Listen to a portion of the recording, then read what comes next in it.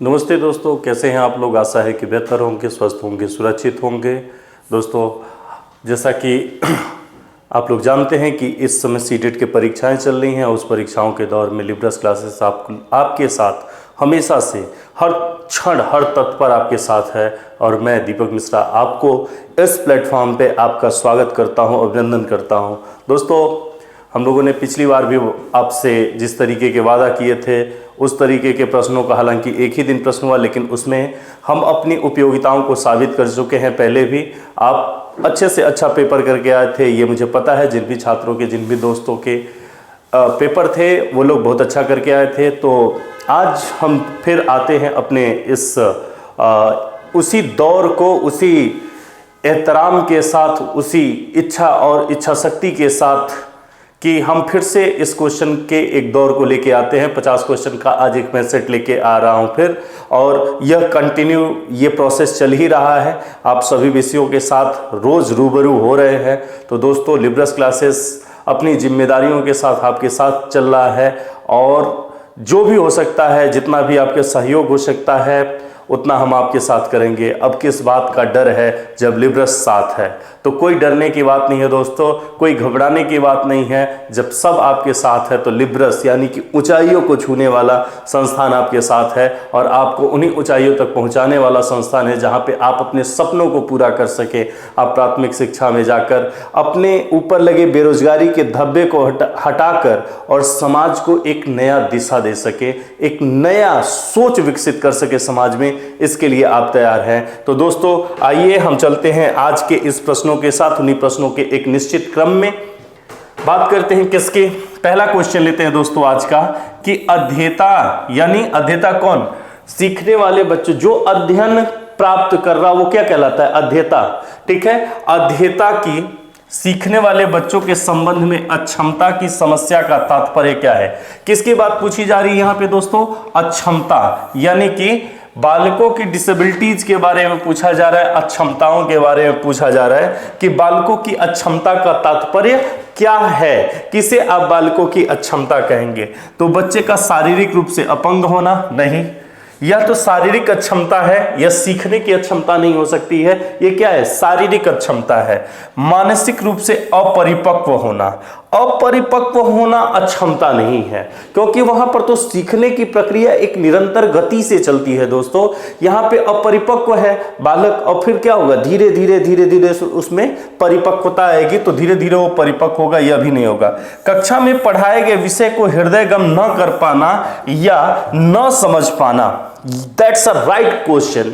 Right answer होगा guys यही हमारे क्वेश्चन का, कि कक्षा में जब कोई चीज को, किसी चीज को हम अच्छे से पढ़ा रहे हों और बालक उसे समझ ही नहीं पा रहा है, उसे किसी भी उदाहरण से, किसी भी तरीके से बताया जा रहा है और बच्चा क्या कर रहा है? उसे समझ ही नहीं पा रहा है, तो इट्स का learning disability, that is a learning disability. यही क्या है? अधिगम निर्योग्यता या अध्येता की अक्षमता है। तो राइट आंसर गाइज हमारा हो जाएगा क्या?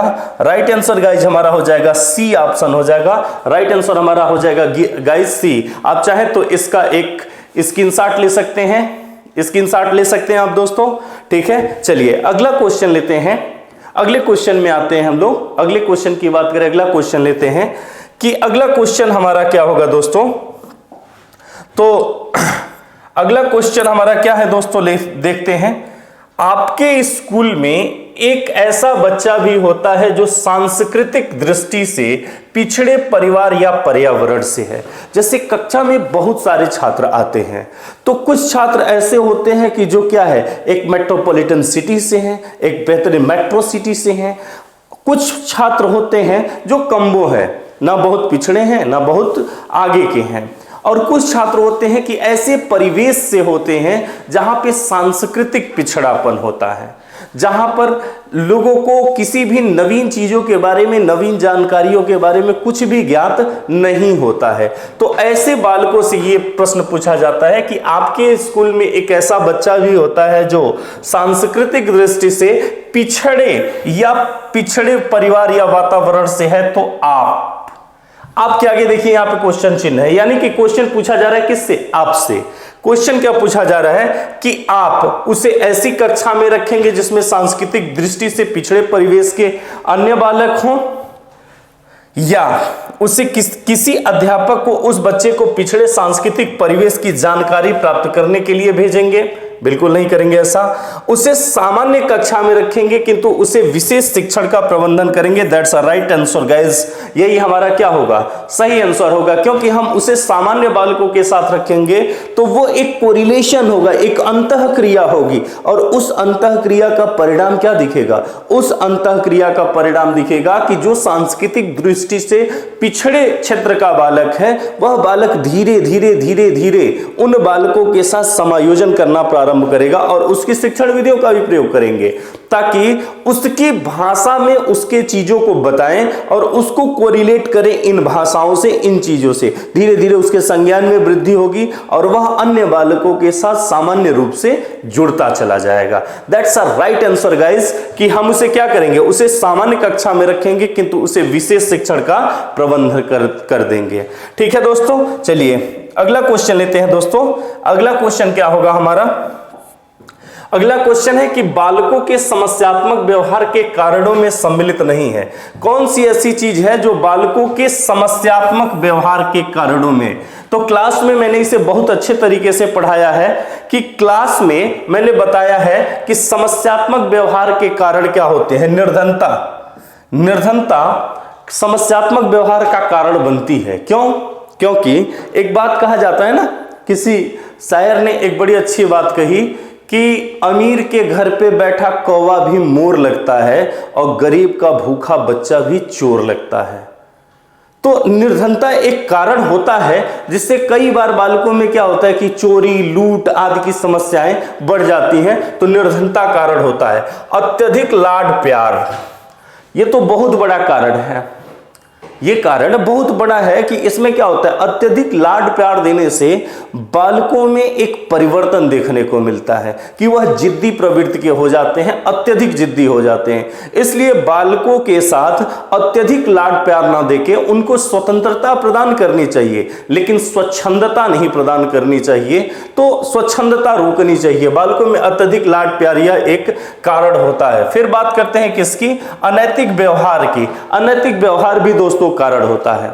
अनैतिक व्यवहार एक बहुत बड़ा कारण होता है, जिसके कारण क्या होता है कि बालकों में बहुत सारी समस्याएं उत्पन्न हो जाती हैं। मानसिक समस्या होती है, सामाजिक समस्या होती है, जिसके कारण बालकों में समस्यात्मक व्यवहार उत्पन्न होते हैं। इसके बाद है मनोरंजन की सुविधा। मनोरंजन की सुविधा कभी भी समस्यात्मक व्यवहार उत्पन्न नहीं करती है। मनोरंजन कार्य में पुनर्बलन का कार्य करता है। किसी भी चीज में मनोरंजन क्या होता है, पुनर्बलन का कार्य करता है, और वह बालकों को सीखने के लिए, बालकों के अधिगम में सहायता प्रदान करता है। तो राइट आंसर गाइस हमारा हो जाएगा क्या?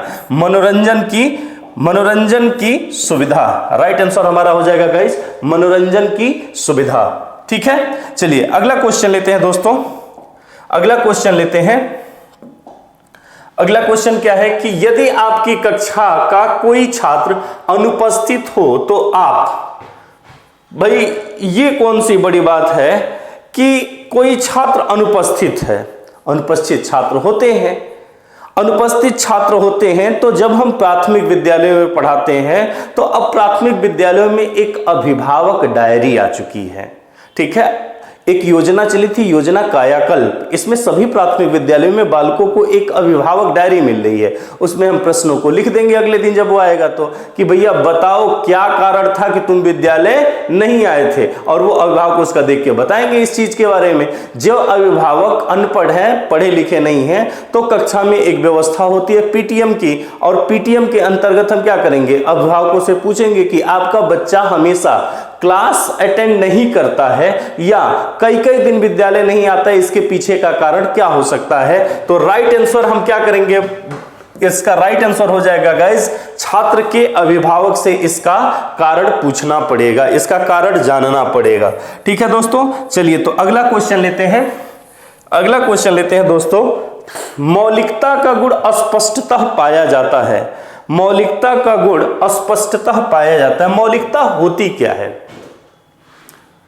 मौलिकता क्या है? जो बेसिक लेवल में जिन बालकों में किसी वस्तु को पाकर और उसको पुनः उपयोगी बना देना ही क्या है, उसके मौलिक चीजों के बारे में जानकारी। जिस बालकों में अपसारी अभिसारी दोनों प्रकार के चिंतन भौतिक रूप से काम करे और मूर्त वस्तुओं में वो परिवर्तन करने की क्षमता रखते हो, ऐसे बालकों में मौलिक व्यवहार उत्पन्न होता है। और यह बालक किस प्रकार के बालकों में पाया जाता है, सृजनशील बालकों में पाया जाता है। दोस्तों यह सृजनशील बालकों का गुण होता है। मौलिकता का गुण किसका गुण है, सृजनशील बालकों का गुण है। तो आप कह सकते हैं कि यह आंसर, इसका आंसर क्या होगा, राइट आंसर हो जाएगा गाइस बी।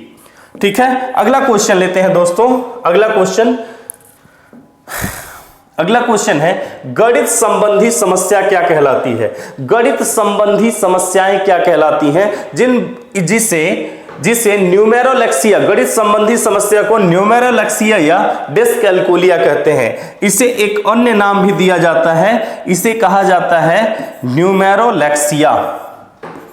न्यूमेरोलेक्सिया भी कहा जाता है दोस्तों। तो इसे दो नाम दिया जाता है, डिस्कैल्कुलिया कहते हैं या न्यूमेरोलेक्सिया कहते हैं। क्लियर है। चलिए अगला क्वेश्चन लेते हैं दोस्तों। अगले क्वेश्चन की बात करते हैं। अगला क्वेश्चन क्या है हमारा, देखते हैं। निम्नलिखित में से सृजनात्मकता का अति आवश्यक भाग है। सृजनात्मकता किसमें होगी, सृजनशील बालकों में सृजनात्मकता ज्यादा पाई जाएगी।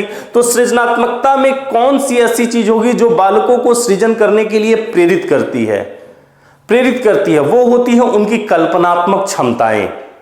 कल्पना एक ऐसी क्षमता है, अमूर्त चिंतन में जो विभिन्नता पाई जाती है, जो विशिष्टता पाई जाती है, वह विशिष्टता ही बालकों में सबसे ज्यादा उसके प्रभाव को डालती है। ऑप्शन में आते हैं, पूछ रहा है कि अति आवश्यक भाग।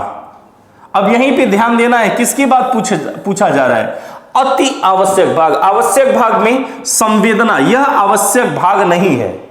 सृजनशीलता में संवेदना ही हो यह आवश्यक भाग नहीं है, क्योंकि यह मशीनीकृत है। स्किनर ने इसके बारे में बताया भी था। उसने कहा कि मशीनिज्म इफेक्ट जो होते हैं थिंकिंग्स के, वह बालकों को अलग तरीके से सोचने के लिए मजबूर करते हैं। चिंतन होता है, चिंतन में दोनों प्रकार के चिंतन, चाहे वह अपसारी चिंतन हो और चाहे वह अभिसारी चिंतन हो, यह दोनों प्रकार के चिंतन जो होते हैं वह बालकों में पाए जाने अनिवार्य है। तार्किकता, तर्क, टेलर ने इसकी बहुत सारी बात बताई थी सृजनात्मकता की, और सृजनात्मकता में टेलर ने इन चीजों को भी रखा था, तार्किकता को भी रखा था। यह भी एक इंपॉर्टेंट फैक्टर है तार्किकता। लेकिन मोस्ट इंपॉर्टेंट क्या है, कल्पना का होना मोस्ट इंपॉर्टेंट होता है। बालकों में जितनी अधिक कल्पनात्मक शक्ति होगी उतना ही अधिक अमूर्त चिंतन होगा, और जितना अमूर्त चिंतन होगा वह उतना ही बेहतर तरीके से कार्य कर सकता है, उसमें उतना ही सृजनशील क्षमता विकसित हो सकती है। तो राइट आंसर गाइस हमारा हो जाएगा क्या, डी,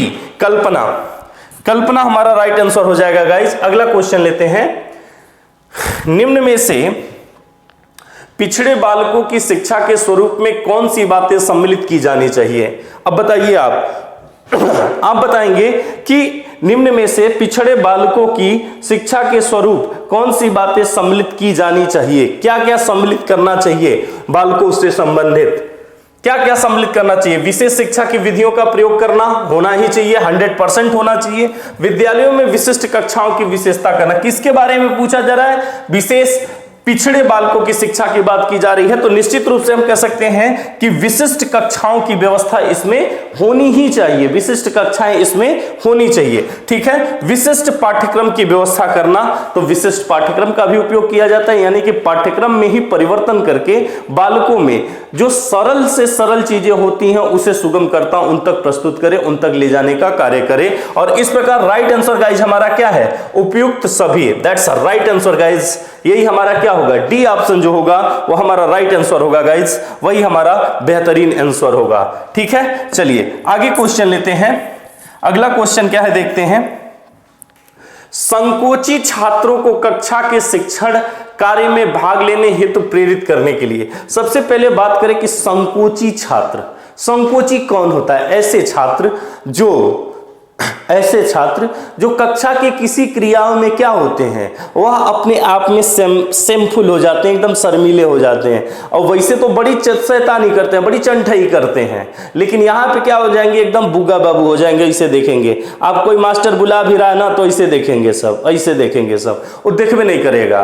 तो इस प्रकार से बालकों में क्या होता है, एक सेमफुल इफेक्ट होता है बच्चों में, और जो सेमफुल इफेक्ट होता है उसका प्रभाव क्या पड़ता है बच्चों पर, कि वो सब क्या करते हैं कि वो मास्टर कितना वो बुलाता रहेगा, कुछ बुलाते रहे लेकिन तक भी नहीं करेंगे सब, देख भी नहीं करेंगे सब उसकी तरफ, और उसी का इफेक्ट देखने को मिलता है संकोची छात्र।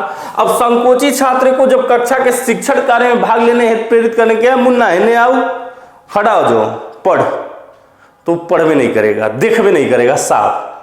अब वो ऐसा मुड़ी गाड़ के ऐसे नीचे खड़ा है ऐसे, अब उसको आप बार बार करेंगे पढ़ो पढ़ो पढ़ो, कैसे प्रेरित करेंगे कि पढ़े, कैसे प्रेरित करेंगे। अब वही क्वेश्चन पूछा जा रहा है, देख लीजिए कि संकोची छात्र को कक्षा के शिक्षण कार्य में भाग लेने हेतु प्रेरित करने के लिए क्या करना चाहिए, क्या करना चाहिए। उसको गृह कार्य से मुक्त रखा जाए, उसको गृह कार्य मत दीजिए, होमवर्क मत दीजिए, यही कार्य करना चाहिए। हाँ, कि उनको कक्षा में अपनी रुचि के विषय पर कुछ भी बताने को प्रोत्साहित किया जाए। यदि वे किसी प्रश्न का उत्तर न दे सके तो उन्हें शर्मिंदा किया जाए, उनको विशेष स्नेह दिया जाए। बिल्कुल नहीं देना चाहिए ना, एकदम नहीं। उसको उत्तर न दे सके तो उन्हें शर्मिंदा किया जाए, बिल्कुल नहीं करना चाहिए। इससे हीन भावना ग्रसित हो जाएंगे बच्चे, प्रभावी नहीं हो पाएगा, शिक्षण प्रभावी नहीं हो जाएगा। गृह कार्य देना चाहिए, गृह कार्य देना चाहिए, उनको मुक्त नहीं करना चाहिए। गृह कार्य से बालकों में कक्षा का रिवीजन होता है, यानी कि जो कुछ पढ़े होते हैं वो सारी चीजों का रिवीजन होता है, इसलिए उनके लिए क्या है, यह प्रेरक ही होता है। तो राइट आंसर गाइस हमारा हो जाएगा बी, कि उनको अपनी रुचि के अनुसार विषय पर कुछ भी बताने के लिए प्रोत्साहित करना चाहिए। नहीं कुछ करेंगे सब तो गाना गाओ, अब गाना गाओ, कुछ गाओ, पवन सिंह का गाना गाओ, खेसारी लाल यादव गाना गाओ, जो मन करे वो कर, लेकिन क्या कर, बोल, जो मन करे वो बोलो, ठीक है। अब वो कुछ भी बोलेगा लेकिन क्या करेगा, बोलेगा, और उसको धीरे धीरे प्रोत्साहित करेंगे तो उसके अंदर जो हीन भावना है, जो संकोच की भावना है, वो क्या करेगा, धीरे धीरे धीरे धीरे कम होगा, और जैसे जैसे कम होगा वैसे वैसे वैसे वैसे वो क्या करेगा, वो बोलना शुरू कर देगा, ठीक ना। अब उसको उसके लिए चाहे कुछ जो कुछ सुना हो उसे कह दिया कि अच्छा ठीक है, घर पे जो काम हो रहा हो वही बताओ, पापा का नाम बताओ, मम्मी का नाम बताओ, अपना नाम बताओ, कुछ भी उसे क्या किया जाए, बोलने के लिए प्रोत्साहित किया जाए। तो राइट आंसर गाइस हो जाएगा हमारा क्या, बी हो जाएगा, ठीक ना। चलिए आगे बात करते हैं, नेक्स्ट क्वेश्चन लेते हैं। नेक्स्ट क्वेश्चन क्या है, पढ़ने की अक्षमता क्या कहलाती है, बताओ भाई क्या कहलाती है पढ़ने की अक्षमता। पढ़ने की अक्षमता क्या कहलाती है, पता नहीं कितना बार बताए हैं इसको कि इसका क्या आंसर होता है, डिसलेक्सिया, ठीक है। अब ज्यादा समय नहीं गवाएंगे, इस पे आगे बढ़ते हैं सीधे। 11 विषय अक्षमता, विषय अक्षमता से क्या घोषित होता है। देखिए ये टाइप बाबू कमाल है, ठीक ना, इनका एक कमाल है कि घोषित को घोषित लिख दिए हैं, होता है ये घोषित है। क्या घोषित होता है बताइए, आप लोग बताइए फटाक से, जल्दी जल्दी बता दीजिए कि क्या घोषित होता है, ठीक। विषय में अक्षमता से क्या घोषित होता है, अध्ययन के मूल विषय भाषा, गणना, सामान्य तथ्यात्मक ज्ञान, कलात्मक प्रस्तुति, वैज्ञानिक क्रिया में विषय को न समझ पाने की अक्षमता, यही विषय अक्षमता है। किसी भी पाठ्यक्रम को न समझ पाने की अक्षमता, शिक्षक की बातों को न समझने की असमर्थता, या कक्षा में पिछड़ापन, विषय अक्षमता की बात पूछी जा रही है। विषय अक्षमता की बात पूछी जा रही है। विषय की अक्षमता क्या है, विषय की अक्षमता देखिए, जैसे अक्षमता जो होता है वो दो तरीके का होता है, पिछड़ापन जो होता है वो दो तरीके का होता है। एक पिछड़ापन होता है कि यदि कोई बालक अपने समान आयु वर्ग के बालकों से एक कक्षा नीचे के प्रश्नों को हल नहीं कर पाता है तो पिछड़ा बालक हो गया। और दूसरा पिछड़ापन क्या है कि यदि कोई बालक अपने समान आयु वर्ग से 1 वर्ष बड़ा है, समान आयु वर्ग से 1 वर्ष बड़ा है, तो वह भी क्या कहलाता है, पिछड़ा बालक कहलाता है। और विषय से अक्षमता से घोषित होता है क्या, कक्षा में पिछड़ापन, जो विषयगत अक्षमताओं की बात करता है, बालकों के पिछड़ेपन की बात करता है, कक्षा में पिछड़ापन इसका एक कारण माना जाता है, ठीक है। चलिए अगला क्वेश्चन लेते हैं, अगला क्वेश्चन लेते हैं दोस्तों। अगला क्वेश्चन क्या होगा कि यदि किसी छोटे बच्चे में अपने आसपास बैठने वाले अन्य बच्चों की छोटी छोटी चीजें चुराने की आदत है, तो वह शिक्षक के रूप में आप इस संबंध में सबसे पहले क्या करेंगे? कोई बच्चा है, मान लीजिए आप क्लास में बैठे हैं, कोई बच्चा है और बार बार क्या कर रहा है, बगलिया में जो बैठा उसका पेंसिलिया चुरा के अपने बैग में डाल ले रहा है, तो अब क्या करेंगे? आप जान गए हैं इस चीज को कि यही क्या है कि कन्हैया यह है, यही क्या कर रहा है, सबका इसमें से उसमें से सामान चुरा ले रहा है। तो आप क्या करेंगे? उस बच्चे को डांटेंगे और यदि वह न माने तो उसकी पिटाई करेंगे? बिल्कुल ही नहीं करेंगे। ऐसा किया जाता है जी? ऐसा किया जाता है क्या? नहीं किया जाता है ना। उसकी पिटाई तो नहीं करेंगे ना, उसकी चोरी तो नहीं करेंगे ना, ठीक है। उसको डांट भले देंगे लेकिन उसकी पिटाई नहीं करेंगे। पिटाई करेंगे तो ढीठ हो जाएगा, फिर से वही करेगा। क्या करेंगे? उस बच्चे के आचरण पुस्तिका में उसकी इस आदत का उल्लेख करेंगे, इस बात की ओर ध्यान नहीं देंगे। बच्चे के माँ बाप से मिलकर यह जानने की कोशिश करेंगे कि बच्चे की इस आदत का क्या कारण है और तत्पश्चात दोनों मिलकर आदत छुड़ाने की कोशिश करेंगे। राइट आंसर यही होगा। सही आंसर क्या होगा? डी हमारा सही उत्तर होगा। क्यों डी हमारा सही उत्तर होगा? क्योंकि बच्चे के माँ बाप से मिलेंगे तो उससे पूछेंगे, उससे कहेंगे भाई देखिए आपका जो चुन्नू मुन्नू है ये क्या कर ले रहे हैं, चोरी कर रहे हैं। और चोरी कर रहे हैं तो चोरी कर रहे हैं, तो अभी बताइए कि हम क्या करें? षड्यंत्र आपका है तो आप भी संभालिए, अब हमारी जिम्मेदारी हमारी है तो हम भी संभालेंगे, दोनों लोग मिलकर संभालते हैं। और इसकी इस आदत छुड़ाने में आप भी सहयोग कीजिए और हम भी सहयोग करेंगे। तो इस प्रकार से क्या है कि ये दोनों की जिम्मेदारी बन जाती है। और राइट आंसर हमारा क्या हो जाएगा गाइज? डी हो जाएगा हमारा राइट आंसर। ठीक है, चलिए अगला क्वेश्चन लेते हैं कि विद्यालयों में तीव्र एवं मंद बुद्धि बालकों के लिए शैक्षणिक व्यवस्था होनी चाहिए। अब देखिए क्या कर रहा है, विद्यालय में तीव्र एवं मंद बुद्धि बालकों के लिए शैक्षणिक व्यवस्था होनी चाहिए। कैसी व्यवस्था होनी चाहिए? अवसर की समानता, अहमन्यता को रोकना, पाठ्यक्रम में समृद्धि या इनमें से सभी। क्या होना चाहिए कि जिससे बालकों में जो विद्यालय में जो तीव्र एवं मंद बुद्धि बालक है उनकी शैक्षणिक व्यवस्था कैसी होनी चाहिए, इसकी चर्चा की जा रही है। तो अवसर की समानता होनी चाहिए, पाठ्यक्रम में समृद्धि होनी चाहिए, अहमन्यता, इगोइस्टिक इफेक्ट जो होता है वह इगोइस्टिक इफेक्ट को रोकना चाहिए क्योंकि ये बालकों में नकारात्मकता उत्पन्न करता है। ये तीनों होना चाहिए, इसलिए हमारा सही उत्तर क्या हो जाएगा? इनमें से सभी। यही क्या हो जाएगा? हमारा सही उत्तर हो जाएगा, यही हमारा राइट आंसर होगा। ठीक है, ठीक है ना। चलिए आगे बात करते हैं, अगला क्वेश्चन लेते हैं। अगला क्वेश्चन, विद्यालय में तीव्र एवं मंद बुद्धि बालकों के लिए शैक्षणिक व्यवस्था होनी चाहिए। इनमें से सभी तो सही है जी, तब का। अगला क्वेश्चन लेते हैं, कुपोषण से ग्रसित बालक में निम्नलिखित में से कौन से परिवर्तन हो जाते हैं? कुपोषण, अच्छा जो खूब खाता पीता है वो कुपोषण का शिकार नहीं होता है? वह भी होता है। और जो बिल्कुल नहीं खाता पीता है वो भी कुपोषण का शिकार होता है। जो खूब खाता पीता है अगर न्यूट्रिशन सही टाइम से सही चीजों को न ले तो भी क्या हो जाएगा? हाथ गोड़ पातर पातर, पेट दबड़दम मोटा हो जाएगा, पेटवा निकल जाएगा उसका। तो ऐसे भी कुपोषित होते हैं। कुपोषण का मानक सिर्फ भर पेट ठूस ठूस के खाना नहीं है। कुपोषण किसी को हो सकता है। पोषण का मतलब होता है कि बढ़िया से बढ़िया न्यूट्राइट करके और सही दिशा में सही भोजन, सही समय से सही भोजन का इस्तेमाल करना, यही क्या है? न्यूट्राइट इफेक्ट है। अब बच्चे को ठूस ठूस के खिला रहे हैं, वो कह रहे हैं ना ना ना ना मम्मी ठूसे जा रही, ना बबुआ खो खो खो खो, तब क्या होगा? दिक्कत तो होगी ना। तो ऐसा नहीं करना है। राइट आंसर इसमें आते हैं कि कुपोषण से ग्रसित कोई बालक हो, जो कुपोषण से ग्रसित बालक हो, निम्नलिखित में से कौन से परिवर्तन हो जाते हैं? उसके मन में हीन भावना जन्म लेने लगती है, वह अन्य बालकों से अलग रहने लगता है, नींद कम आती है, उपयुक्त सभी प्रकार के परिवर्तन हो जाते हैं। तो क्या होगा?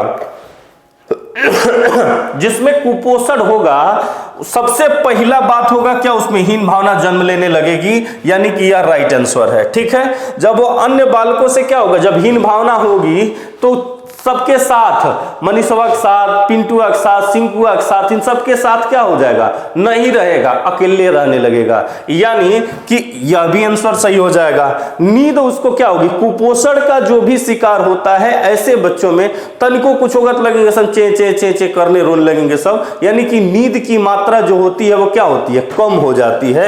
यह भी आंसर हो जाएगा।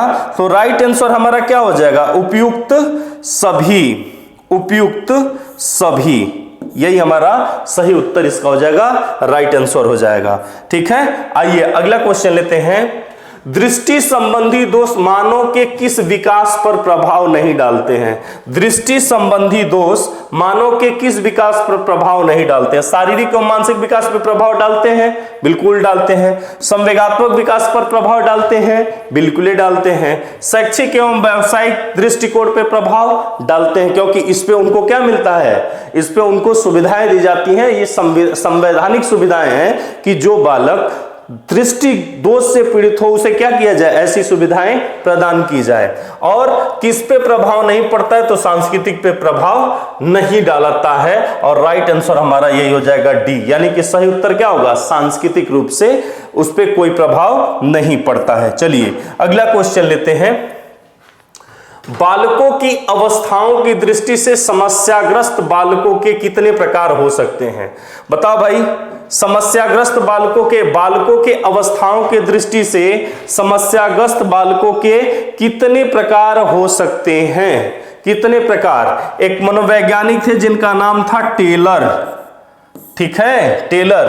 तो इन्होंने बालकों के सृजनात्मकता के भी 5 प्रकार बताए और बालकों के समस्याग्रस्त बालकों के बारे में भी 5 प्रकार बताए। तो राइट आंसर हमारा क्या हो जाएगा, बी हो जाएगा। बी हमारा राइट आंसर हो जाएगा। चलिए अगला क्वेश्चन लेते हैं। अगला क्वेश्चन लेते हैं, आते हैं कि भाषा की अक्षमता से तात्पर्य क्या है। मातृभाषा का ज्ञान न होना, किसी भाषा को लिखने पढ़ने बोलने और उसमें सोचने की अक्षमता, वर्तनी की अशुद्धियां और सही उच्चारण न कर पाने की अशुद्धि, सही उच्चारण न कर पाने की क्षमता, सही उच्चारण न कर पाने की क्षमता क्या होगा भाई, भाषा की अक्षमता पूछी जा रही है, बोलने की अक्षमता नहीं। ध्यान दीजिएगा, बोलना वाक अलग है। जैसे कि बोलने की क्षमता की जब बात होती है तो कुछ बकुरा है, सब तुरंत भाषा देखे सब नीचों वाला सही उच्चारण नहीं कर पा रहा है, तो तुरंत याद आ गया कि अरे सर तो हमको बताए थे, क्या बताए थे, कि सर हमको बताए थे कि जो बालक 2 प्रकार के होते हैं, एक मूक बधिर होता है, बोल नहीं पाता, दूसरा वाक दृष्टि वाला होता है, वाक दोष वाला होता है, जिसमें तुतलाना, हकलाना, बबलाना, बाबा बाबा करना, ये सारी चीजें आ जाती हैं। तो ऐसा इफेक्ट जिसमें होता है ये एक चीज आ जाती है, तो वो क्या है, वो बोलने की क्षमता, भाषा दोष पूछा जा रहा है। तो राइट आंसर क्या हो जाएगा, बी हो जाएगा, जिसमें बोलने पढ़ने लिखने आदि की अक्षमताएं बालकों में पाई जाती हैं। ठीक है, चलिए अगला क्वेश्चन लेते हैं। अगला क्वेश्चन क्या है कि मौखिक रूप से सीखने की क्षमता है। मौखिक रूप से सीखने की क्षमता, सबसे पहला आपको जब हम पढ़ाते हैं तो सबसे पहला एक बात बताते हैं, किसकी बात करते हैं, बात करते हैं किसकी, अफेजिया की। ठीक है, और यहां पे देखो अफेजिया, अफेजिया या अफेजिया इसे कहते हैं। ठीक है, अफेजिया, अफेजिया, अफेजिया जो होता है वह मौखिक रूप से सीखने की अक्षमता है। चलिए अगला क्वेश्चन लेते हैं। समझ में आया है तुम लोग को, अफेजिया, एफेजिया लिखा है, थोड़ा सा मिसप्रिंटिंग हो गया है, टाइपिंग में एरर हो गया है, लेकिन ये क्या है, अफेजिया है। ठीक है, चलिए अगला क्वेश्चन लेते हैं। विशिष्ट बालक का संबंध है, विशिष्ट बालक की क्षमता कैसे निकालेंगे, विशिष्ट बालक की बात आएगी तो कैसे कहेंगे विशिष्ट बालक कौन है। अब विशिष्ट बालक को निकालते समय एक मनोवैज्ञानिक था जिसका नाम था स्पीयरमैन। क्या नाम था, स्पीयरमैन, और इसने 2 प्रकार की बुद्धि बताई थी, एक जी बुद्धि और एक एस बुद्धि। एक बताया था जी फैक्टर और दूसरा बताया था एस फैक्टर। ठीक है, तो जी फैक्टर वाला कौन है? जो जनरल समान बुद्धि वाला है वो जी फैक्टर। और एस फैक्टर वाला कौन है? जो विशिष्ट बुद्धि कौशल, जैसे मैथ लगा रहा है, मैथ लगाने में बहुत तेज है तो क्या हो गया? विशिष्ट बुद्धि हो गया। मनोविज्ञान पढ़ रहा है, मनोविज्ञान में बहुत तेज है तो क्या हो गया? विशिष्ट बुद्धि हो गया।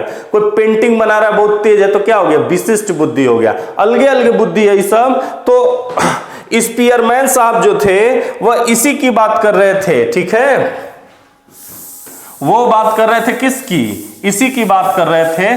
और अब बात करें हम कि विशिष्ट बालक का संबंध है, तो किससे संबंध होगा? अभी तक तो आप लोग निकाल लिए होंगे इसी से कि किससे संबंध होगा? बुद्धि स्तर से, ठीक है। चलो बहुत अच्छे, शाबाश। चलो अगला क्वेश्चन लेते हैं तब। यदि कोई बालक मनोवैज्ञानिक रूप से अक्षम है तो उसका शारीरिक व्याख्या विकास रुक जाता है। शारीरिक विकास रुक गया है, उसका शारीरिक विकास रुक गया है, आलसी हो गया है, प्रतिदिन निर्बल होता जा रहा है, जुखाम और खांसी बने रहते हैं और उसे गहरी निद्रा नहीं आती है। तो किसका लक्षण है? अब बात की है हम लोग कि किसका लक्षण है? अब कोई आए और कहे कि देहिया बहुत दर्द कर रहा है हमारा, ठीक है, सो रहे, नींद नहीं आ रहा है, सो रहे हैं तो नींद नहीं आ रहा है, शारीरिक विकास भी नहीं हो रहा है, आलसी हो गया हूं, शरीर दर्द कर रहा है, खांसी आ रहा है, जुखाम हो रहा है, ये सब किसका लक्षण है? सब कुछ लक्षण है कि कुपोषण का।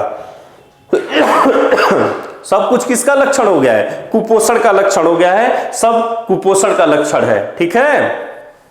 चलो अगला क्वेश्चन लेते हैं। अगला क्वेश्चन लेते हैं, सब कुपोषित हो गए हैं सब। चलो अगला क्वेश्चन लेते हैं। मारिया मॉन्टेसरी ने किस प्रकार की अक्षमता से ग्रस्त बालकों के लिए एक कला का विकास किया था? बहुत पहले ही मैंने इस क्लास में आप लोग को बताया था कि मारिया मॉन्टेसरी मानसिक रूप से अक्षम मंद बुद्धि बालकों एवं पिछड़े बालकों के लिए, मंद बुद्धि के साथ एक अन्य शब्द भी जुड़ता है इसमें, पिछड़े बालक, यह भी जुड़ता है, ठीक है। मंद बुद्धि बालक या पिछड़े बालकों के लिए इस प्रकार की शिक्षा कला कौशल का विकास किया था, ठीक है। इसकी बात इन्होंने कही थी कि इस प्रकार के शिक्षा कला कौशल का विकास किसके लिए है? ऐसे बालकों के लिए जो मानसिक रूप से क्या अक्षमता से ग्रस्त हो। क्लियर है? चलिए अगला क्वेश्चन लेते हैं दोस्तों। अगले क्वेश्चन की बात करते हैं कि प्रतिभाशाली बालकों की शिक्षण विधि है।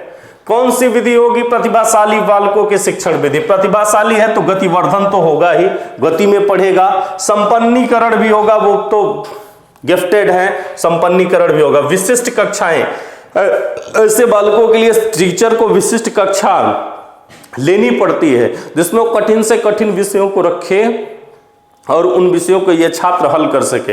यानी कि इसमें राइट आंसर क्या हो जाएगा? डी हमारा राइट आंसर हो जाएगा, ठीक है। अगला क्वेश्चन लेते हैं। अगला क्वेश्चन क्या है देखिए कि यदि किसी छात्र को कक्षा में अपमानित किया जाए तो क्या होगा? जल्दी से आंसर बताइए इसका, क्या होगा?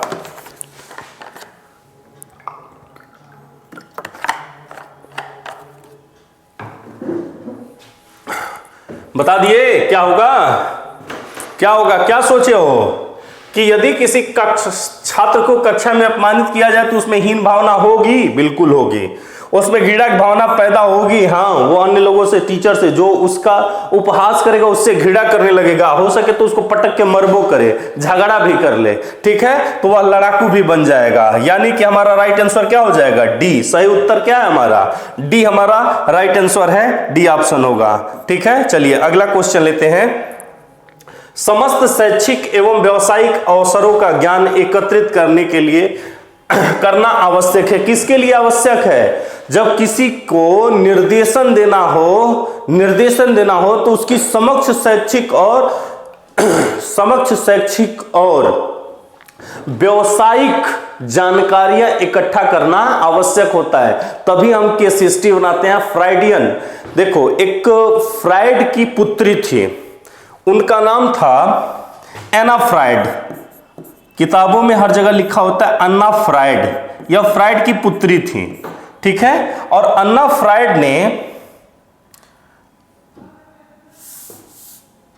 फ्राइड इनका नाम था। अन्ना फ्राइड अपने पिता की छठी संतान थे। तो यह फ्राइड से प्रारंभ में जुड़ी, उनके कामों को देखती रहती थी। 10 साल तक अपने पिता के पीए के रूप में काम की थी। एक किताब आती है हिस्ट्री ऑफ साइकोलॉजी, उसी किताब में अन्ना फ्राइड के जब फ्राइडियन विचारधारा को पढ़ते हैं तो वहां पे ये चीजें मिल जाती हैं कि अन्ना फ्राइड ने इस चीज की चर्चा की। अन्ना फ्राइड ने कहा कि बालकों को कोई भी किसी भी प्रकार का उनका जो शोध था वह भी केस हिस्ट्री पर था। तो उन्होंने कहा कि किसी भी बालकों को निर्देशन देने के लिए, किसी को भी यदि हमको डायरेक्शन देना है, निर्देशन देना है, तो उस निर्देशन को देने के लिए सबसे पहले हमको उनके बैकग्राउंड के बारे में जानना आवश्यक होता है। ठीक है, तो इसका आंसर क्या होगा? निर्देशन प्रदान करने के लिए। वही बात इसमें भी पूछी जा रही है कि समस्त शैक्षिक एवं व्यावसायिक अवसरों का ज्ञान एकत्रित करना आवश्यक है। किसके लिए आवश्यक है? निर्देशन प्रदान करने के लिए। ठीक है, क्लियर है? चलिए अगला क्वेश्चन लेते हैं। अगला क्वेश्चन क्या है देखिएगा कि यदि आपकी कक्षा में कोई छात्र अप्रासंगिक प्रश्न पूछता है, प्रश्न कैसा है? अप्रासंगिक, कि मैंने कुछ पूछ ले, अप्रासंगिक हो कि हम पढ़ा रहे हैं फ्राइड और पूछ रहा है क्या कि सर सेल्डन जो पर्सनालिटी बताया था उसका क्या मतलब? अरे फ्राइड पढ़ रहे हैं तो पढ़ लो ना, तो नहीं, उसके बाद सेल्डन पूछ लेना।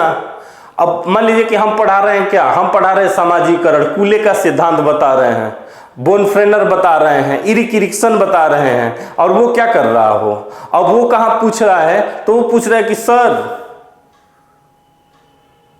टेलर का सिद्धांत बताइएगा, सर मॉरिसन का शैक्षिक संगठन बताइएगा। अब पागल हो, जो चल रहा है उसको नहीं पूछोगे, जो क्या अभी अभी तक लाठी का पारे भेटे नहीं बाप बाप चिल्ला, पहले लगे चिल्लाने, तो इसका कोई मतलब नहीं होता है। ऐसे ही प्रश्न क्या होते हैं? अप्रासंगिक प्रश्न होते हैं कि आपकी कक्षा में कोई छात्र अप्रासंगिक प्रश्न पूछता है तो शिक्षक के रूप में आप क्या करेंगे? क्या करेंगे? उसको मार्क भगा देंगे कि नहीं भाग, तुम उल्टा सीधा प्रश्न पूछ रहे हो? नहीं, ऐसा नहीं करेंगे। उसे दंडित करेंगे? बिल्कुल नहीं करेंगे। उसके प्रश्न पर ध्यान नहीं देंगे? देंगे, प्रश्न पर ध्यान देंगे। उसको बताएंगे कि उसका प्रश्न अप्रासंगिक है। हाँ, अप्रासंगिक है। मॉरिसन पूछ रहा है तो गलत थोड़े पूछ रहा है, मॉरिसन तो है ना, पूछ रहा है ना, फ्राइड पूछ रहा है ना, सेल्डन पूछ रहा है ना, सही बात तो पूछ रहा है, लेकिन उस टॉपिक से रिलेटेड नहीं है तो हम उसको क्या कहेंगे कि बेटा ऐसा है, तुम धीरज धरो, अभी क्लास के बाहर चलना तो हमसे क्या कर लेना, पूछ लेना। तो क्लास के बाहर आया, क्लास के बाहर आया तो पूछ लिया, तो उसको बता दिए कि भाई फ्राइड ये है, मॉरिसन ये है। ठीक है, यानी कि हम क्या करेंगे? राइट आंसर हमारा क्या हो जाएगा? डी। सही उत्तर हमारा क्या हो जाएगा? डी। उस छात्र को बता देंगे कि प्रश्न का उत्तर कक्षा के बाहर बाद में देंगे। ठीक है, क्लियर है ना? चलिए अगला क्वेश्चन लेते हैं। अगला क्वेश्चन आता है 27वां क्वेश्चन, देखिएगा। वंचित वर्ग के बालकों के अंतर्गत आने वाले बालक है। सबसे पहली बात कि वंचित वर्ग होता क्या है, वंचित वर्ग किसे कहेंगे? तो वंचित वर्ग की जब चर्चा होगी तो यह कहा जाएगा कि ऐसे बालक जो सामान्य सुख सुविधाओं से वंचित हो, वही बालक क्या कहलाएंगे? वंचित बालक कहलाएंगे। वही बालक वंचित बालक कहलाएंगे। तो इस वंचित बालकों के अंतर्गत आने वाले जो बालक होते हैं, इसके बारे में क्या कहा जाएगा? अंध व अपंग बालक, इनको भी सामान्य सुख सुविधाएं नहीं मिल पाती हैं, तो यह भी सही है। मंद बुद्धि व हकलाने वाले बालक, मंद बुद्धि बालक और हकलाने वाले बालक, ऐसे बालकों में भी क्या होती है? सुख सुविधाओं की थोड़ी बहुत कमी पाई जाती है। ऐसे बालकों में ऐसी समस्याएं होती हैं कि इनको सामाजिक जो सोशल अटेंशन होता है, जो सामाजिक रूप से प्रशस्तीकरण होना चाहिए, वह इनमें नहीं होता है। ठीक है, इनका कई जगह पे उपहास हो जाता है। जैसे मंद बुद्धि बालक है, गए पगला है, ठीक है, उसको बोल दिया है पगला है, तो क्या हो गया? वो अपने आप को वंचन का शिकार हो गया। वो अब कोई अटक अटक के बोलता है मैं हकलाता है, तो हकलाता है तो क्या हो गया? वंचन का शिकार हो गया। कहीं ना कहीं हीन भावना से ग्रसित हो रहा है ना। अब हीन भावना से ग्रसित होगा तो उसका इफेक्ट तो पड़ेगा ना उस पर। ठीक है, मंद बुद्धि व हकलाने वाले बालक। फिर इसके बाद आता है क्या? पूर्ण बधिर या आंशिक बधिर बालक, जी बहुत ऊंचा सुनता हो, उसके क्या? बहिर है। ठीक है, बहरा है, तो बहरा है तो उसका भी क्या होगा? इफेक्ट होगा, यानी कि उपयुक्त सभी। डी ऑप्शन हमारा क्या हो जाएगा? सही हो जाएगा। तीनों इसमें आएंगे। क्लियर है? चलिए अगला क्वेश्चन लेते हैं। अगला क्वेश्चन लेते हैं। आप कक्षा में एक प्रश्न रखते हैं, आप देखते हैं कि कक्षा में अधिकांश छात्र उस प्रश्न का उत्तर देने के लिए आतुरता से हाथ उठाते हैं। ऐसी स्थिति में क्या करेंगे भाई, ऐसी स्थिति में क्या करेंगे, होता भी है कई बार ऐसे कि क्लास में जैसे मान लीजिए कोई प्रश्न पूछे, अब पूछे किसको आ रहा है, अब पूछ दिया कि पावलाव ने अपना प्रयोग किस पर किया, हाथ उठाओ, खट खट खट खट सब हाथ उठा देंगे सब। अच्छा जो नहीं जानता है वो भी क्या करेगा, चार को देखेगा तो हाथ उठा देगा, हाँ सर हमो बानी गंगा नहीं ले बानी, ठीक बा, ऐसे तुरंत ही क्या कर दिए, तुरंत हाथ उठा लिए। अब उस समय में आप ऐसी स्थिति में यदि आप टीचर है तो आप क्या कर लेंगे, क्या करेंगे भाई, आप छात्रों को इतनी अधिक आतुरता पर नाराज होंगे। काहे नाराज होंगे जी, काहे नाराज होंगे ये बताओ, आतुरता है अच्छी बात है ना। सब एक क्या हो रहा है, एक दोनों शिक्षक और छात्र के मध्य अंतःक्रिया हो रही है, दोनों एक दूसरे से एक्टिव है, दोनों सक्रिय है, तो अच्छी बात है ना। आप उनकी आतुरता को शुभ लक्षण मानेंगे, बिल्कुल मानेंगे। आपको यह नोट करने का अवसर मिलेगा कि कौन कौन से छात्र ऐसे हैं जो उत्तर देने के लिए हाथ नहीं उठा रहे। उसी में कुछ महाबेवकूफ टाइप के होते हैं सब, वो इतना आसान क्वेश्चन रहेगा तो भी सोचने लगेंगे सब पता नहीं क्या पूछ रहे हैं सर जी, क्या बताएं। अब वो कई तो लजा के नहीं हाथ उठाते हैं सब, ऐसे हाथ में नहीं उठाएंगे। अब कई को ऐसे लड़कियां ऐसे हाथ उठाती हैं सब, ठीक ना, इतना छोटा सा हाथ उठाएंगे सब कि मतलब कोई देखे ना।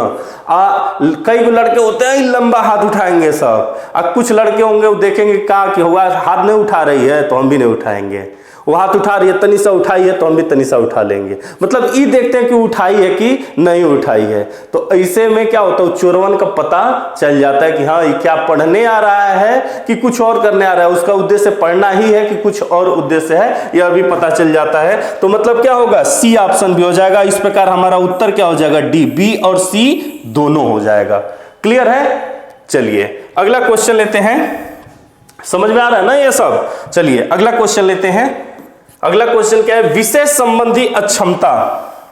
विषय संबंधी अक्षमता के निदान के लिए कौन सा परीक्षण प्रयोग में लाया जाता है। विषय संबंधी, देखो ये विषय संबंधी अक्षमता के निदान की बात की जा रही है। एक ट्रीटमेंट इफेक्ट होता है जिसको ओहियो जापान ओहियो में एक एवर पीपुल परीक्षण हुआ था। उसी परीक्षण में विषय संबंधी अयोग्यता की बात की गई थी और इसे ही कहते हैं ओहियो एवरी पीपुल टेस्ट। ओहियो एवरी पीपुल टेस्ट विषय संबंधी अक्षमता के निदान के लिए आप चाहें तो इसका एक स्क्रीनशॉट ले सकते हैं, आपके लिए उपयोगी रहेगा। विषय संबंधी अक्षमता का निदान किसके उपयोग में आता है, ओहियो एवरी पीपुल टेस्ट के रूप में आता है। ठीक है, चलिए अगला क्वेश्चन लेते हैं। एक बालक आपके प्रश्नों का आंशिक रूप से उत्तर देता है, इस प्रकार की स्थिति में क्या प्रतिक्रिया होगी। आंशिक रूप का उत्तर, क्वेश्चन समझ लीजिए, मतलब पूछा कुछ और उसका कुछ पार्ट हो क्या कि आंसर जान रहा है लेकिन तन सा बता रहा है, पूरा नहीं बता रहा है, कम बता रहा है। तो कम बता रहे तो ऐसी स्थिति में आप क्या करेंगे, बालक की ओर ध्यान न देना। क्या करेंगे आप ऐसी स्थिति में, सोचिएगा।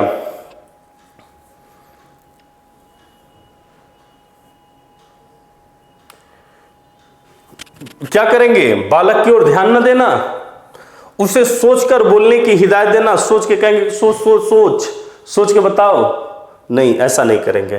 फिर बालक को डांटना कि मूर्ख कहीं के, इतना ही बता पाते हो, पूरा क्वेश्चन बताना चाहिए, इतना आसान प्रश्न नहीं बता पाए, उसको डांटा तो हीन भावना होगी ना, इसे थोड़े किया जाता है। क्या करेंगे, उसी पर उसको शाबाशी देंगे कि ठीक है बबुआ, बहुत बढ़िया, बहुत अच्छा बताए हो तुम, बहुत ठीक है, बहुत अच्छा बता रहे हो। यानी कि उसका जो प्रयास होगा उस प्रयास की क्या करनी चाहिए, सराहना करनी चाहिए कि चलो इस बार इतना कम बताए हो, अगली बार क्या करना, और भी बढ़िया बताना, और निम्न बताना, और बढ़िया से बताना। यानी कि राइट आंसर, सही उत्तर क्या हो जाएगा, डी। ठीक है, चलिए अगला क्वेश्चन लेते हैं। अगला क्वेश्चन आते हैं, समावेशी शिक्षा के अंतर्गत आते हैं। समावेशी माने क्या, सब भी बटोर लो। समावेशी मतलब क्या है, भिन्न भिन्न प्रकार के, अधिगम क्षमता वाले बालक, श्रवण दोषयुक्त वाले बालक, दृष्टि दोषयुक्त वाले बालक, उपरोक्त सभी। तो सब बटोर लेंगे तो क्या सभी हो जाएगा, तो हाई कहा जाएंगे श्रवण दोषयुक्त वाले बालक। इनके लिए तो एक अलग शिक्षा है ना कि मूक बधिरों के लिए शिक्षा, मूक बधिर। तो मूक बधिरों के लिए शिक्षा कैसी शिक्षा है, इसमें एक शिक्षा आती है ना ट्रेसी की, जॉन ट्रेसी। जॉन ट्रेसी की शिक्षा। और दृष्टि दोषयुक्त बालक, तो दृष्टि दोषयुक्त बालक में भी दो प्रकार के बालक होते हैं, इसमें भी दो प्रकार के बालक होंगे। एक श्रवण दोष वाले क्या होंगे, जिसको कम सुनाई देता हो, ठीक है, जिसमें सुनने की क्षमता कम होती है, यानी कि कम सुनते हैं। और हाइयो दो होते हैं, एक होते हैं क्या, दृष्टि दोष वाले बालक, जिसमें अंध बालक होते हैं। और इस अंध बालकों की शिक्षा किस में होती है, ब्रेल लिपि में होती है। 1830 में इटली के ब्रेल ने प्रारंभ किया था। और दूसरे वाले जो होते हैं वह कैसे होते हैं, अल्प दृष्टि दोष वाले बालक, अल्प दृष्टि दोष, जिसमें क्या होंगे, वो शाहरुख खान का एक फिल्म आया था ना, उसमें क्या था कि वो चश्मा लगा के देखता था, पीछे से दिखाई नहीं देता था, उस टाइप के बच्चे होंगे। तो उस टाइप के अल्प दृष्टि दोष वाले बालक होंगे। तो इसका राइट आंसर क्या होगा, अधिगम क्षमता वाले बालक है तो एकदम सब सही है। मूक बधिर वाले बालकों को अलग शिक्षा दी जाती है, लेकिन श्रवण दोष में कुछ बालक ऐसे होते हैं जिनको कम सुनाई देता, उनको आगे बिठा के पढ़ा लेते हैं। तो यह भी सही हो जाएगा, यह भी सही हो जाएगा, दो सही हो गया। दृष्टि दोष वाले में भी दो हो जाएंगे, अल्प दृष्टि दोष और पूर्ण दृष्टि दोष, तो यह सही हो जाएगा। यानी राइट आंसर क्या हो जाएगा, डी। तब से यही सोच रहे थे कि गुरुजी तो इन्होंने घुमा रहे हैं, गुरुजी सही सही बता रहे हैं, घुमा नहीं रहे हैं, तुम घूम रहे हो, ठीक है। सही रास्ता पकड़ोगे तो सही जगह पहुंचोगे। चलिए अगला क्वेश्चन लेते हैं। अगला क्वेश्चन क्या है, निम्नलिखित में से समस्यात्मक बालक कौन है। पिछड़ा बालक समस्यात्मक होगा ना, ये चोरवा है, जो चोरी कर रहा है वही क्या है, समस्यात्मक बालक है। वही बालक कैसा हो जाएगा, समस्यात्मक बालक हो जाएगा, ठीक है। चलो अगला क्वेश्चन लेते हैं। समान अवधारणा के मध्य संबंध को न समझने का कारक है। समान अवधारणा के मध्य जब क्या हो, कॉन्सेप्ट सिमिलर कॉन्सेप्ट हो, समान अवधारणाओं के मध्य संबंध को न समझने वाला कारक है। जो सिमिलर कॉन्सेप्ट में भी समझ नहीं पा रहा हो, उस समस्या को क्या कहेंगे। ऐसे बालकों की समस्या किस प्रकार की समस्या होगी, बोध की कमी होगी। कैसा है, बोध है, दोनों में अंतर ही नहीं कर पा रहा है, दो कॉन्सेप्ट दोनों में अंतर ही नहीं कर पा रहा, तो ऐसे बालकों में क्या होगा, बोध नहीं होगा। चलिए अगला क्वेश्चन लेते हैं। बच्चे के विषय संबंधी क्षमता की जानकारी सबसे पहले किसे होती है, किसको होगी भाई, बच्चे के विषय संबंधी अक्षमता की जानकारी सबसे पहले किसे होती है। पैदा तो माता पिता करते हैं, लेकिन इस जीवन को, इस मिट्टी का धोंधा जो होता है, मिट्टी का धोंधा, क्योंकि कुम्हार का चाक होता है ना, तो माता पिता पैदा करके एक कुम्हार के चाक पे रखी हुई मिट्टी की तरह बालक को विद्यालय में डाल देते हैं। लेकिन जो कुम्हार है, शिक्षक है, वो क्या करता है, उसको गति प्रदान करके, उसके कर्मठता को घोलकर और उससे एक नए निर्माण को जन्म देता है। और उसमें यदि कोई कमी है कि मिट्टी में कोई इंकड़ा कंकड़ पत्थर आ जाए, तो वही क्या करता है, वही उसके बारे में सबसे पहले जानता है और उसे दूर करने का प्रयास करता है। तो यहां पर भी किसको, बालकों के विषय संबंधी अक्षमता के बारे में सबसे पहले अगर जानकारी होती है तो किसको होती है, शिक्षक को होती है, विषय संबंधी अक्षमता के बारे में। क्लियर है। चलिए अगली बात करते हैं, 35 नंबर क्वेश्चन पे आते हैं। प्रतिभावान बालकों की पहचान किस प्रकार की जा सकती है, किस प्रकार की जा सकती है, बुद्धि परीक्षण द्वारा की जा सकती है, अभिरुचि परीक्षण द्वारा की जा सकती है, उपलब्धि परीक्षण द्वारा की जा सकती है, यानी कि इसमें डी ऑप्शन होगा, सभी के द्वारा की जा सकती है। चलिए अगला क्वेश्चन लेते हैं, थोड़ा जल्दी जल्दी लेंगे, ठीक है। दृष्टिहीन बच्चों की शिक्षा को प्रगति पर लाने के लिए किस लिपि का प्रयोग किया जाता है। दृष्टिहीन बच्चों की शिक्षा को प्रगति पर लाने के लिए किस लिपि का प्रयोग करेंगे। 1830 ईस्वी में लुईस ब्रेल ने इस लिपि का प्रयोग किया था, ब्रेल लिपि, जिसमें 6 डाट के द्वारा परीक्षा कराई जाती है, जिसमें कुर्जियल, वर्तमान समय में कुर्जियल इफेक्ट देखा जाता है, जिसमें ऐसे ही एक पेंसिल होता है, ऐसे ही एक पेंसिल होता है जिसे स्लाइड्स कहते हैं, और उसी पेंसिल का स्टाइल कहते हैं पेंसिलिया को, ठीक ना।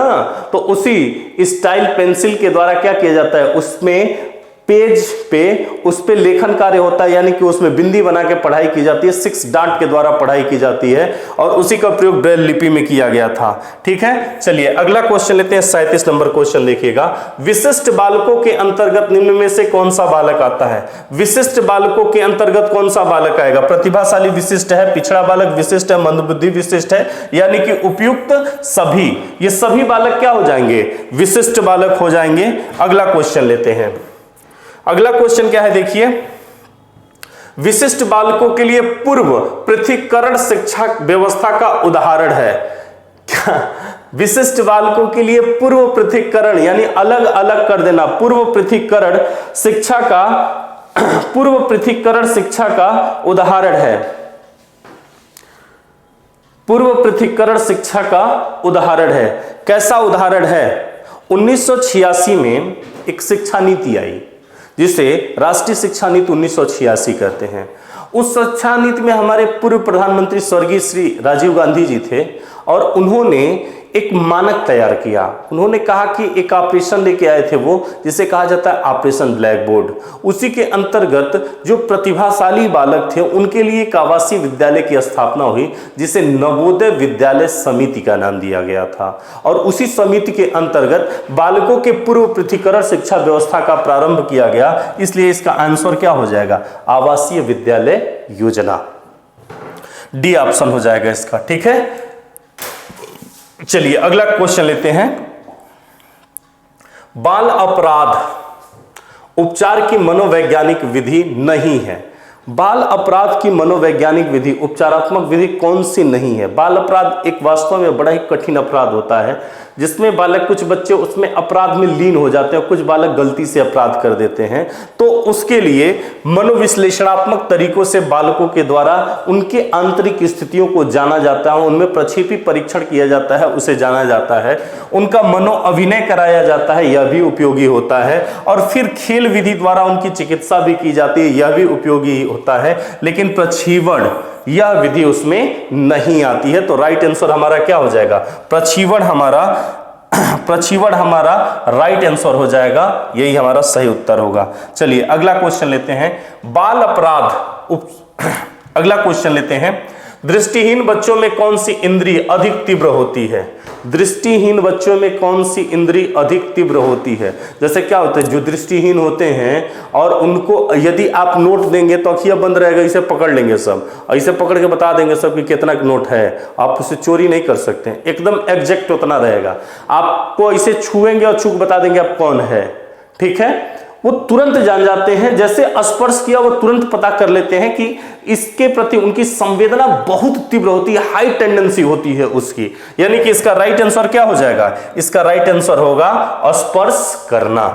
स्पर्श करना इसका राइट आंसर होगा। चलिए अगला क्वेश्चन लेते हैं। मानसिक रूप से पिछड़े बच्चों को आप क्या सिखाना पसंद करेंगे? क्या सिखाना पसंद करेंगे भाई? कि मानसिक रूप से जो बच्चे पिछड़े हो उन्हें क्या सिखाना पसंद करेंगे? कोई बच्चा मानसिक रूप से पिछड़ा हो तो सबसे पहले उसके पिछड़ेपन को दूर करने के लिए उसके साथ कैसा व्यवहार करेंगे? उसको इस चीज का आभास कराएंगे कि यू आर एबल, तुम क्या हो, योग्य हो।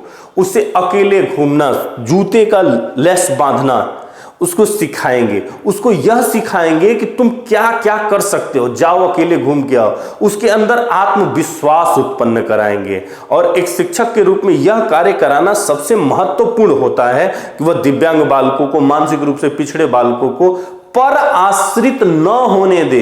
वो उन्हें क्या बनाए? स्व आश्रित बनाए, उनके अंदर आत्मविश्वास पैदा करे। तो इसका राइट आंसर क्या होगा? सी। उन्हें अकेले यात्रा करने, पैसे खर्च करने, हिसाब रखने आदि जैसे व्यवहारिक क्रियाकलापों के माध्यम से सक्षम बनाएंगे। सी ऑप्शन इसका हो जाएगा राइट, सी ऑप्शन। ठीक है, चलिए अगला क्वेश्चन लेते हैं। अगला क्वेश्चन है कि प्रतिभाशाली बच्चों के लिए कैसे पाठ्यक्रम की आवश्यकता होती है? प्रतिभाशाली बच्चों के लिए सामान्य विशिष्ट ज्ञान संबंधित तथा नवीनता के प्रयोग करने वाले, यही राइट आंसर होगा गाइस हमारा। ठीक है, यही हमारा क्या होगा? यही हमारा राइट आंसर होगा कि ज्ञान को संवर्धित करने वाले तथा नवीनता का प्रयोग करने वाले, जिसमें किक हो, एडवेंचर्स हो, ऐसे ही चीजें क्या होती हैं, प्रतिभाशाली बालकों को पसंद आती हैं। ठीक है, अगला क्वेश्चन लेते हैं दोस्तों।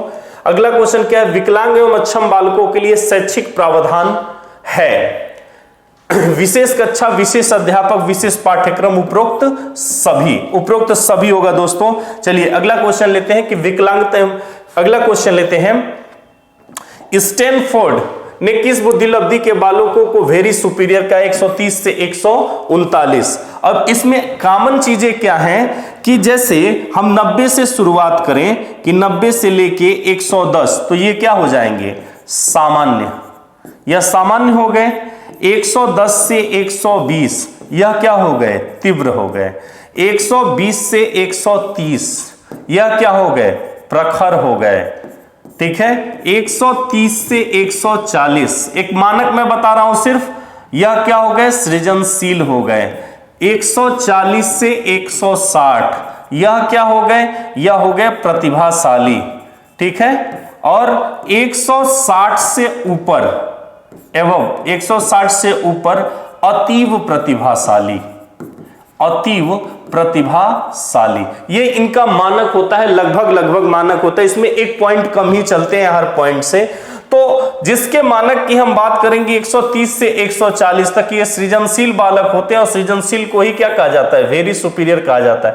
प्रतिभाशाली होता है, जीनियस होते हैं, और इसके ऊपर वाले सुपर जीनियस होते हैं। ठीक है, ये जीनियस होते हैं प्रतिभाशाली, इसके ऊपर सुपर जीनियस होते हैं। तो राइट आंसर हो जाएगा हमारे 130 से 140। ठीक है, चलिए अगला क्वेश्चन लेते हैं।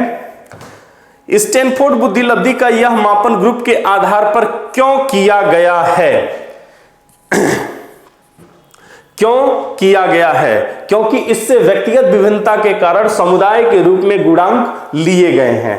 क्या सभी व्यक्ति सामान्य नहीं होते हैं? प्रत्येक व्यक्ति के गुणांक पाना असंभव है, यह शोध का निष्कर्ष है। क्या आंसर होगा इसका? राइट आंसर हो जाएगा गाइस बी इसका क्या होगा, राइट आंसर होगा, हो जाएगा, जिसमें कि स्टैनफोर्ड ने क्या किया था, व्यक्तिगत विभिन्नता के कारण समुदाय के रूप में गुणांक को जानने का प्रयास किया था। समुदाय के रूप में कि कौन विशिष्ट प्रकार का है और कौन सामान्य प्रकार का है, यह बुद्धिलब्धि के मापन ग्रुप के आधार पे उन्होंने इसी प्रकार से किया था। अगला क्वेश्चन लेते हैं, 46 नंबर क्वेश्चन देखिएगा। बालक गणित और विज्ञान में आगे होते हैं जबकि बालिकाएं भाषा और सुंदर में, किस कारण होती हैं? रुचि के कारण। किस कारण होते हैं? रुचि के कारण। बालक गणित और विज्ञान में तर्कपूर्ण कार्यों में अधिक रुचि लेती हैं, जबकि बालिकाएं जो होती हैं कला और साहित्य में इनकी रुचि अधिक होती है, जिसके कारण क्या होता है? रुचि के कारण। ठीक है, चलिए अगला क्वेश्चन लेते हैं। सेल्डन ने एंडोमॉर्फिक वर्गीकरण में कैसे व्यक्तियों को शामिल किया था? अब सेल्डन जो थे 3 प्रकार के व्यक्तित्व की चर्चा किए ही थे, एंडोमॉर्फिक, मेसोमॉर्फिक और एक्टोमॉर्फिक। और एंडोमॉर्फिक कौन है? मोटा सा हो, ताजा सा हो, ठीक है, थुलथुल प्रकार का हो, स्थूल प्रकार का हो, हमेशा अपनी मस्ती में रहने वाला व्यक्ति हो। ठीक है, तो उसी की बात सेल्डन ने किया था। मोटल, कोमल तथा गोले शरीर वाले आराम पसंद लोग ही क्या कहलाते हैं? एंडोमॉर्फिक। अंडा की तरह दिखने वाले लोग जो होते हैं वो एंडोमॉर्फिक प्रकार के होते हैं। ठीक है, अगला क्वेश्चन लेते हैं। चलिए दोस्तों, अगला क्वेश्चन क्या है कि वंचित बालकों की शिक्षा निम्न में से किस प्रयास द्वारा नहीं बढ़ाया जा सकता है? किस प्रयास द्वारा नहीं बढ़ाया जा सकता है? सृजनशीलता को प्रोत्साहित करके बढ़ाया जा सकता है, शिक्षा के अधिकार द्वारा बढ़ाया गया है, जातिगत को त्याग करके बालकों का, बेरोजगारों का कोई जाति नहीं होता। ठीक है, छात्रों की कोई जाति नहीं होती है, इसलिए सभी समान होते हैं, जातिगतता को त्याग करके। पब्लिक स्कूलों में दाखिला दिला करके बिल्कुल नहीं, इसके द्वारा नहीं बढ़ाया जा सकता है। यानी कि जो पब्लिक स्कूल में पढ़ेगा वही उसी के अंदर वंचित जो बालक होंगे सिर्फ वही आगे बढ़ पाएंगे जो पब्लिक स्कूल में पढ़ेंगे। बहुत सारे ऐसे बालक हैं जो गुदड़ी के लाल हैं, प्राथमिक विद्यालय से निकल के नवोदय विद्यालय में पढ़े हैं, नवोदय विद्यालय से निकल के और इंजीनियरिंग किए हैं, इंजीनियरिंग करके अब विदेश गए हैं, विदेश से फिर भारत आया, नासा में जाके और प्लेन उड़ा रहे हैं। ऐसे बहुत सारे लोग हैं। ऐसे हमारे कलाम जी थे कि प्राथमिक विद्यालयों से पढ़ाई किया, आगे जाके नर्सरी में पढ़े थे, किसी प्राइवेट स्कूल में पढ़े थे, इतनी औकात थी उनकी कि पढ़ पाए वो, औकात किस बात की? आर्थिक रूप से मजबूत नहीं थे। और प्राइवेट विद्यालय वाले क्या करते हैं? बस माँ पैसा ला, पैसा ला, पैसा, हिंदी बोलो तो पैसा, अंग्रेजी नहीं बोलो तो पैसा, हर चीज में पैसा चाहिए। तो इतना पैसा नहीं दे पाएंगे तो वंचित ग्रुप में है ना वो, तो नहीं दे पाएगा। और नहीं दे पाएंगे तो ऐसे बालक अगर उनको नहीं दे पाते तो क्या आगे नहीं बढ़ते हैं? बढ़ते हैं। ठीक है, तो ये डी ऑप्शन इसमें जो होगा कि पब्लिक स्कूलों में दाखिला दिलाकर उनका वंचित दूर किया जाए, तो और मर जाएगा, वो तो और परेशान हो जाएगा ना, क्योंकि वहां पे क्या होगा? हाई फाई स्कूल होगा सारा, और हाई फाई स्कूल होगा, हाई फाई बच्चे होंगे, उसको देख के हीन भावना से ग्रसित हो जाएगा। जितना वंचन नहीं होगा तो मेंटली डिप्रेस्ड हो जाएगा, भाग जाएगा, स्कूल छोड़ के पढ़ाई उड़ाई चला जाएगा, उधर दक्षिण चला जाएगा, कोई मतलब नहीं रह जाएगा उसका। ठीक है, चलिए अगला क्वेश्चन लेते हैं। सेकेंड लास्ट क्वेश्चन है आज का दोस्तों, आज की इवनिंग का सेकेंड लास्ट क्वेश्चन है ये कि दृष्टिहीन या मूक बधिर होना किस प्रकार की अक्षमता मानी जाती है? दृष्टिहीन या मूक बधिर होना किस प्रकार की अक्षमता होती है, या कैसी अक्षमता है दोस्तों? कैसी अक्षमता होगी ये? शारीरिक अक्षमता, शारीरिक अक्षमता है ना ये। चलिए अगला क्वेश्चन लेते हैं, लास्ट क्वेश्चन है यही आज का लास्ट क्वेश्चन है कि प्रतिभाशाली बालकों की समस्या है। प्रतिभाशाली बालकों की समस्या क्या होती है? प्रतिभाशाली बालकों की समस्या है, प्रतिभाशाली बालकों की समस्या क्या होती है? देखिए, समूहों में शामिल होना ये समस्या नहीं है उनके लिए। अध्यापन विधियां चाहे तो कौनो विधि से पढ़ लिया कुल, ठीक ना, वो अध्यापन विधि भी उनके लिए समस्या नहीं होती है। स्कूल विषय और व्यवसाय के चयन की समस्या, यही उनके सामने क्या होती है? सबसे बड़ी समस्या होती है, क्योंकि वो हर क्षेत्र में आगे होते हैं, इसलिए उनके सामने ये बड़ी समस्या होती है। ठीक है, तो ये हमारा आज का 50 क्वेश्चन था दोस्तों, और आगे के कल फिर हम आएंगे, फिर अगले दिन की क्लास होगी। तब तक के लिए नमस्ते, सब्बा खैर, सलाम।